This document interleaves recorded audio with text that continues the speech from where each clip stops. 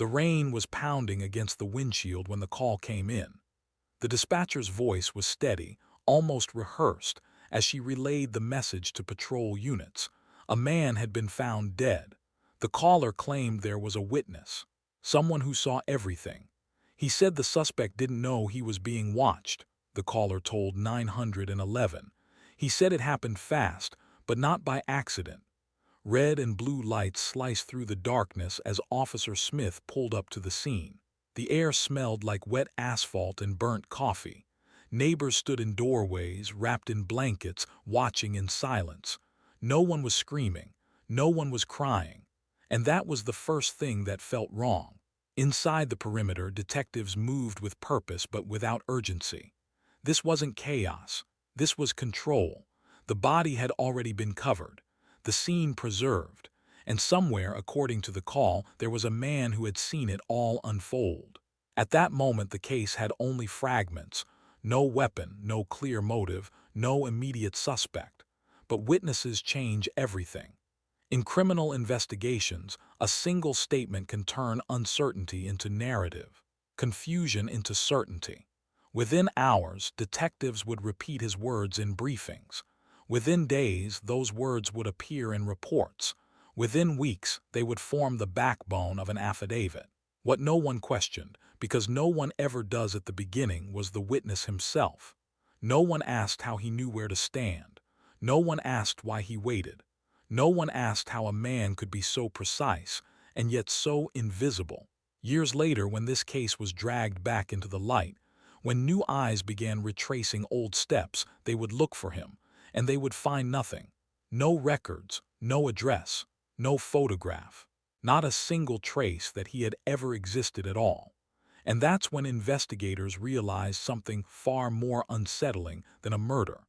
Because if the justice system could build an entire case around a voice on the phone, what else had it accepted as real without ever checking?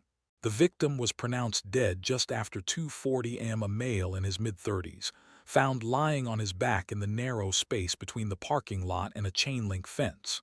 No wallet, no phone, no immediate signs of robbery. His keys were still in his pocket. That detail alone should have slowed everything down.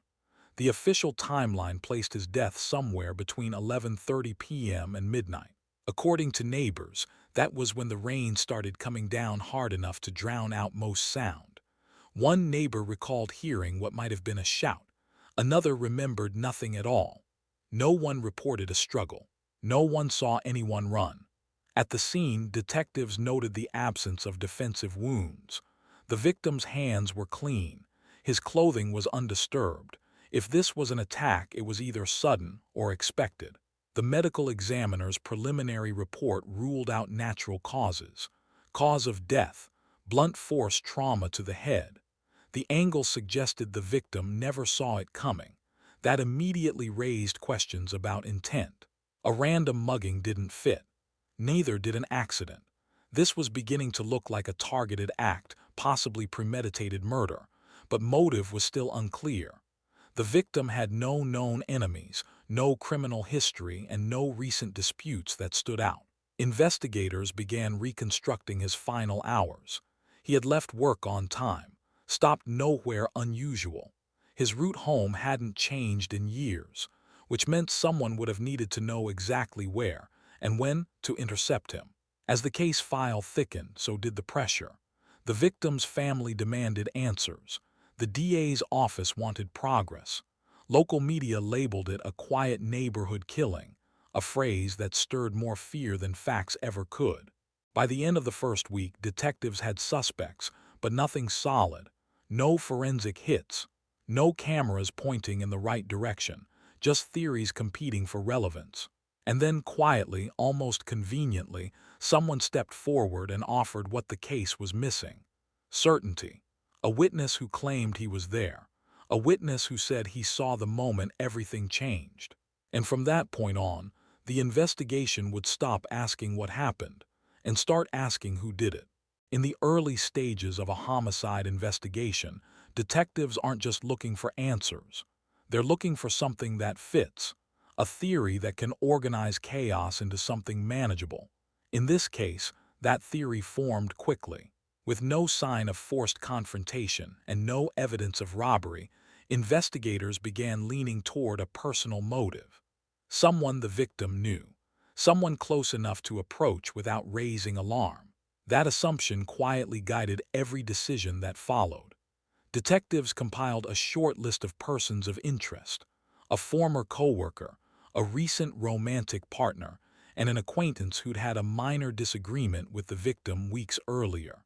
None of them were ruled out, but none of them stood out either. Interviews were conducted in rapid succession. Body language was scrutinized. Pauses were noted. Nervous gestures were interpreted as potential deception. But stress in these rooms is universal. Innocent people fidget too, and experienced investigators know that, or at least they should. As hours turned into days, the case lost momentum. No forensic breakthroughs, no DNA, no usable surveillance footage. The working theory remained intact, not because it was strong, but because there was nothing to replace it. This is where confirmation bias begins to creep in. Instead of asking who else could have done this, the investigation shifted toward which of these people is lying. Every statement was filtered through that lens. Every inconsistency magnified. The DA's office checked in frequently, not to interfere, but to remind detectives that unsolved murders don't age well. Pressure doesn't always change facts. Sometimes it just narrows vision. Then came the call, not from a suspect, not from a neighbor, but from someone who hadn't been on the list at all. He didn't claim a relationship with the victim. He didn't ask for protection. He didn't hesitate. He simply said he'd been there that night, and that he'd seen exactly what happened. In investigations like this, that kind of statement doesn't just help, it reshapes everything. And once that happens, it becomes dangerously easy to stop looking for alternatives, especially when the story sounds exactly like what you were hoping to hear. The man contacted police 3 days after the body was found. Not immediately, not after seeing the news coverage, but just late enough to suggest hesitation without raising suspicion. He didn't call 911. He asked for detectives directly. That detail mattered. According to the intake report, the witness claimed he'd been parked across the street that night, sitting in his car, waiting for a friend who never showed. He said the rain kept him inside the vehicle, windows up, engine off, watching. His description of events was concise, too concise. He stated that he saw the victim approach the fence line. Moments later, another man stepped out from the shadows. There was no argument, no raised voices, just a sudden movement followed by the victim collapsing to the ground. He provided a physical description of the attacker: height, build, clothing. Enough detail to narrow the field, but not enough to be challenged. Detectives noted that he spoke calmly. No shaking hands, no elevated heart rate, no emotional language.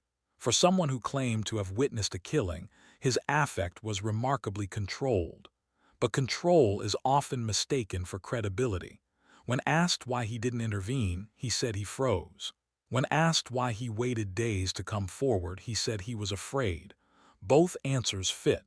Both answers closed doors instead of opening them. He didn't request anonymity. He didn't ask for a lawyer. He didn't ask what would happen next. Instead, he asked a single question: did you catch him? At that point, detectives had a choice: treat this man as a potential person of interest or as what he presented himself to be, a witness. They chose the latter. His statement was logged, referenced, quoted in briefings, and slowly, subtly, his version of events began to replace uncertainty with narrative. The case no longer revolved around what might have happened. It revolved around what this man said he saw. And from that moment on, the investigation would move forward with one assumption firmly in place: that the witness was telling the truth. And that assumption would never be fully tested until it was far too late. The formal interview took place inside interview room B: fluorescent lights, a metal table, 2 chairs bolted to the floor. The kind of room designed to strip away distractions. And yet the man across from the detectives appeared completely at ease. From the beginning, his speech pattern stood out. He didn't say, "I think I saw," or "I'm not sure," but he said, "What happened was." That choice of language is subtle but telling.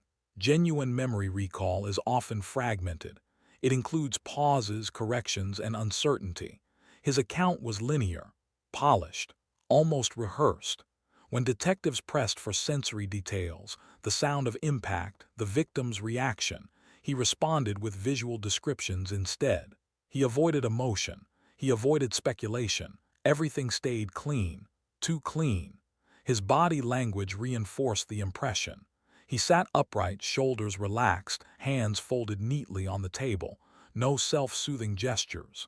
No restless movement. When silence fell, he didn't rush to fill it. Most witnesses do.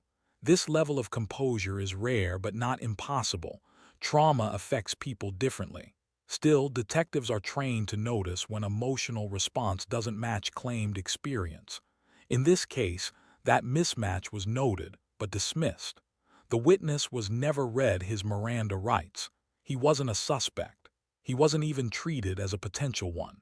That decision shaped everything that followed. His statement was summarized, then formalized. An affidavit was prepared based largely on his words. Whether he reviewed it in full or signed it himself was never clearly documented, but the DA's office accepted it without hesitation. Why wouldn't they? The witness had no apparent motive to lie, no criminal record, no visible connection to the victim or the suspects. On paper, he was exactly what prosecutors hope for: neutral, calm, convincing. What no one seemed to consider was that credibility doesn't come from how believable someone sounds. It comes from verification. And at no point during that interview did anyone ask the most basic question of all: who are you, really? Because once a story feels complete, investigators rarely look for what's missing. They assume it was never there. The arrest came just 9 days after the witness gave his statement. By that point, the investigation had narrowed to a single suspect, someone who loosely matched the description and happened to be in the area that night. Circumstantial details, once insignificant, were now reinterpreted through a new lens. Timing, proximity, prior contact with the victim. It was enough. Officers located the suspect at his apartment just after sunrise. He answered the door confused, disoriented, still wearing yesterday's clothes. When detectives told him he was being taken into custody for murder, his first response wasn't denial. It was silence. During the transport, he asked one question: "Who said I did this?" At the station, he was read his Miranda rights. He acknowledged them without hesitation. The interrogation that followed would last nearly 4 hours. From the beginning, the suspect denied involvement. His voice wavered. His breathing quickened. He fidgeted, rubbed his hands together, avoided eye contact, behaviors detectives often associate with deception. But those same behaviors are also consistent with fear. When confronted with the witness statement, his demeanor changed. He leaned forward, asked for details, tried to understand who had placed him at the scene. Detectives didn't provide a name. They didn't need to. The witness's account was already treated as fact.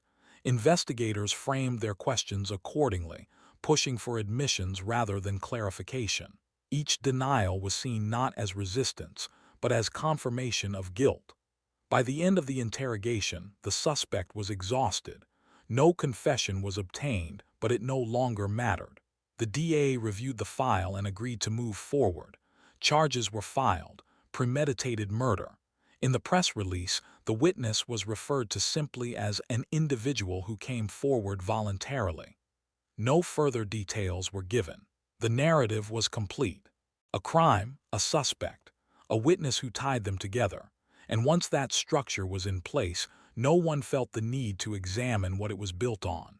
Because in the criminal justice system, words, once written into a report, can carry the same weight as evidence, even when they're the only thing holding the case together. The trial began nearly a year later. By then, the case had settled into something that looked stable, structured, orderly, resolved before the first witness ever took the stand. The prosecution's strategy was clear from opening statements. They didn't promise forensic certainty, they promised clarity, a story that made sense, a timeline anchored by a man who had no reason to lie. The witness's statement was introduced early. Portions were read aloud, others were paraphrased. His calm demeanor was emphasized, his neutrality framed as credibility. Jurors were told that sometimes the most reliable witnesses are the ones who never wanted to be involved at all. The defense objected, briefly. They questioned the delay in coming forward. They pointed out the lack of physical evidence tying their client to the scene, but they never fully dismantled the witness himself. No deep dive into his background, no challenge to his identity, no insistence on seeing him again in person. By that point, the damage was already done. Jurors tend to anchor on first impressions, and the first impression here was simple. Someone saw the defendant commit murder. Everything else became secondary. When the defendant testified, his fear was visible. His voice cracked. He struggled to maintain eye contact. Under cross-examination, inconsistencies emerged, not about the night of the crime, but about small, irrelevant details. The prosecution highlighted each one. Stress to a jury often looks like guilt. The witness was never called back to the stand. His affidavit spoke for him. His absence went unexplained and unchallenged. After just 2 days of deliberation, the verdict came back. Guilty. The sentence was handed down without incident. The victim's family cried. The DA shook hands. Reporters typed headlines before the judge finished speaking. And somewhere in the official record, a man who had never been properly identified became the cornerstone of a conviction. The courtroom emptied. The case was closed, and no one noticed that the most important person in the room had never actually been there. The case stayed buried for almost 7 years. It wasn't new evidence that brought it back. It was a routine audit, part of a broader review of convictions that relied heavily on testimonial evidence. A new assistant DA flagged the file for one reason. The witness had never testified in person. At first, the task was simple. Recontact the witness. Confirm availability. Close the loop. That's when the problem surfaced. The phone number listed in the file was disconnected. The address led to an empty lot, no record of a residence ever having existed there. Detectives assumed clerical error. They tried variations. Spelling changes, alternate databases. Nothing. They searched DMV records. No match. Social Security databases. No match. Employment records, credit history, utility bills. No match. At this point, skepticism turned into concern. Investigators pulled the original affidavit. The document referenced the witness by name, but the signature line was a photocopy. No date. No notary stamp.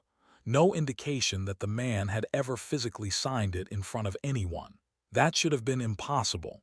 And yet there it was, an official document foundational to a murder conviction tied to a person who left no footprint anywhere in the system. Cold case detectives were brought in. They retraced every step, replayed the interview tapes, reread the reports. What stood out wasn't what was missing. It was how often the witness was described but never defined. No middle name, no date of birth, no next of kin, just a voice and a story. By the end of the review, one conclusion became unavoidable. This wasn't a witness who disappeared. This was a witness who may never have existed at all. And if that was true, then everything built on his words had to be questioned, including the conviction that still stood because of them. Once the possibility was raised that the witness never existed, the focus shifted from who committed the murder to something far more uncomfortable. How could an entire system accept a person without verifying he was real? The answer wasn't a single failure. It was a chain of assumptions. Detectives assumed the intake officer had verified the witness's identity. The DA assumed detectives had done their due diligence. The court assumed the affidavit was legitimate. Each step relied on the last. No one went back to the beginning. This is how institutional momentum works. Once a case moves forward, questioning its foundation feels disruptive, almost irresponsible, especially when a victim's family believes justice has already been served. Psychologically, the witness's calm demeanor had done most of the work. His emotional neutrality signaled honesty. His lack of visible motive suggested reliability. Investigators mistook absence of red flags for proof of authenticity. Former detectives later described the realization as unsettling. Some minimized it, suggesting the witness used an alias. Others insisted records must have been lost. No one wanted to say the obvious part out loud, because admitting the truth would mean acknowledging that a conviction was built on a narrative, not evidence. The defense team, now armed with these findings, argued that the case represented a fundamental breakdown of due process. The witness wasn't just unreliable, he was unverifiable. And in a system where the burden of proof lies with the state, unverifiable testimony isn't a weakness. It's a collapse. The question was no longer whether mistakes were made. It was whether the justice system was willing to correct them or protect itself instead. Because if this could happen once, in a case that looked ordinary on the surface, there was no guarantee it hadn't happened before. And that possibility was far more dangerous than any single wrongful conviction. The final decision didn't come quickly. Courts move carefully when confronted with their own blind spots. The appeal process stretched on for months, then years, as judges weighed a single, uncomfortable question. Can a conviction stand if the witness who made it possible cannot be proven to exist? In the end, the ruling avoided definitive language. The court didn't say the witness was fabricated. It didn't say law enforcement acted in bad faith.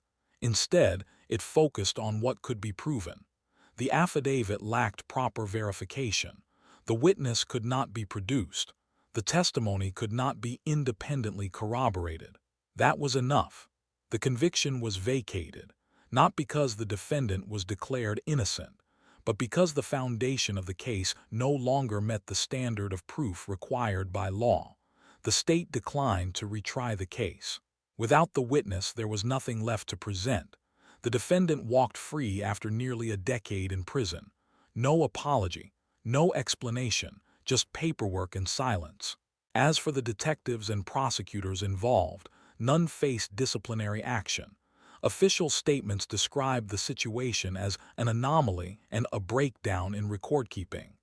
The word fabrication was never used, and the witness, he remains untraceable. No records have surfaced. No identity has been confirmed. No evidence has ever shown that he lived, worked, or existed anywhere beyond police reports and court transcripts, which leaves one final question. Was he a ghost, an error compounded by assumption and pressure? Or was he something more deliberate, a voice introduced to give shape to a theory that needed confirmation? The case is now cited in legal textbooks and training seminars. A cautionary example, a reminder that the justice system doesn't just rely on facts, it relies on trust. And when that trust goes unquestioned, even something as fundamental as a human being can slip through the cracks, never real, never verified, yet powerful enough to take a decade of someone's life. Fade out.